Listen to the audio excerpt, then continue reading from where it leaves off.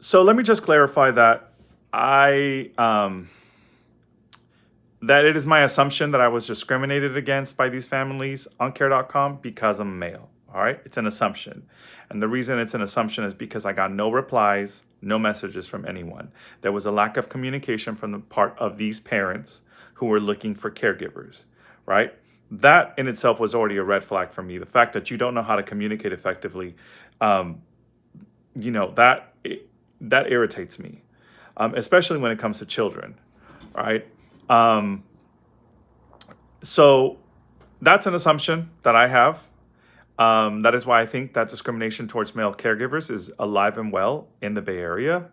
I also want to point out that when I was a nanny and I was out at the playgrounds and at the beach and at many of the places that I took these children to, I saw many of these female caregivers, mostly who were on their phone the whole time. And if they weren't on their phone, they weren't really engaging with the children. They were just talking with the other nannies at the playground. And when they were engaging, they were just helicoptering over the child instead of like engaging them in an activity, getting down to their level, playing with them, en-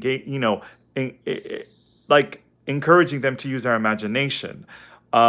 Especially those au pairs, because those au pairs are just young girls who come here from another country who just want to have an experience, and so they take this opportunity to you know, get this babysitting gig, which doesn't pay them anything, like really nothing, um, and they get to have an experience. So again, they're young. They're not interested in taking care of children, right? They do it because they have to. So, there were a few who were actually pretty cool, who, I would observe and I was like, oh, I appreciate you for what you're doing. But most of them, no, they suck. And most of these female caregivers didn't have the energy nor the stamina that I had when it came to, caring for children. So again, that is my assumption. I believe that that's why it is. That's why I didn't get no jobs. I also want to point out before I go is that care.com always asks you to have parents write a review for you. Well, I had no job, so how was anyone going to give me a review? And if I have no reviews, then how are other parents going to see, hey, this is a cool guy, right?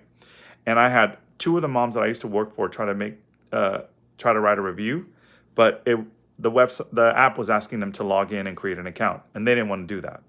So I found that utterly ridiculous. It was a waste of time.